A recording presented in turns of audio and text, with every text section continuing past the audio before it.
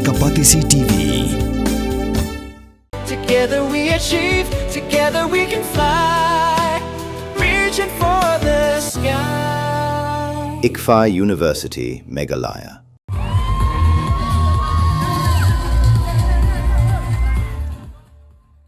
Ki Bahaiïng bahasam bat ki Paidbah ka Shnong kli yong riang West Chantia Hills District haka arpu artrek naitung araja pun Rio klap yang sengobha bat penkup Burom ya kasamla Aishwarya Malang kabala job ya kana Miss Teen Earth India araja pun Rio kabala long dangshan hanong ba Jaipur Rajasthan narol ka jing job ya kana Miss Teen Diva India araja pun Rio kasamla Aishwarya Malang kala job ru ya kana Miss Teen Earth India Miss Fashion Icon but Best Evening Crown.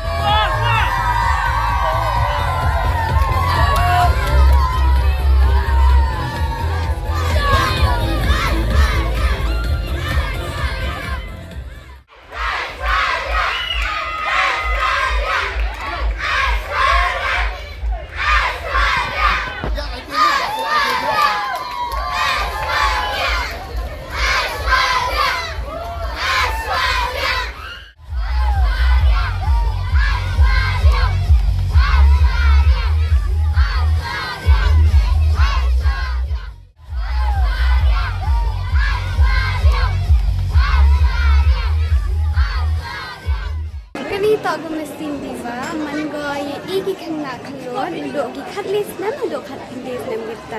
Tengah habo habo itu, dia online komputer. Taiwan. Cujeput, mangga cujeput. Pesa acetai, duduk kat litrik, duduk kat kendetrik, tergetut kat kendetrik upet pi, getut tak berkenal. Hari ni jing lai luti yang nak cakap pun jing ni bah emigri ni prepare for ni arsen. Mana dah nete amas artiya hai prepare bah ini pajan yang dah doa ya berimat bermensim sa Shnong prepare kan ibu dia. Tang yang ya orang ye tena me te Burom yang keset kam pada kuat mensim.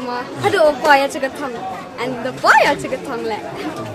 Saya kena saya dah bahai mesin ni bahas nyawa na doa sang online ni journey yang ayo lagi support no farro kinong chong even sim hagai ngata te saya suka le kan ibe amle ale the perkat bawa tawa ya ba kita support ya ba kita mia te farro ibe ale le kita tu nemet nemen sim hado ko chika chigi teenagers kwa ang be yourself, be confident in yourself, trust yourself, to know that you can do it.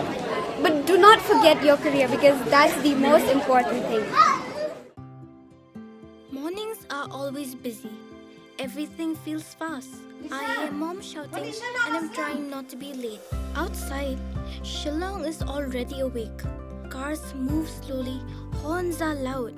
It feels like everyone is in a hurry. Then the STEMS bus comes in, bright and yellow, always on time. The caretaker waves and I feel okay. Inside, we laugh and sing. We share snacks. We help each other with homework. It feels nice. My parents know I'm safe through the STEMS app on mom's phone. Because this bus isn't just a ride. It takes us to school with friends and a little bit of hope. This is STEMS, our ride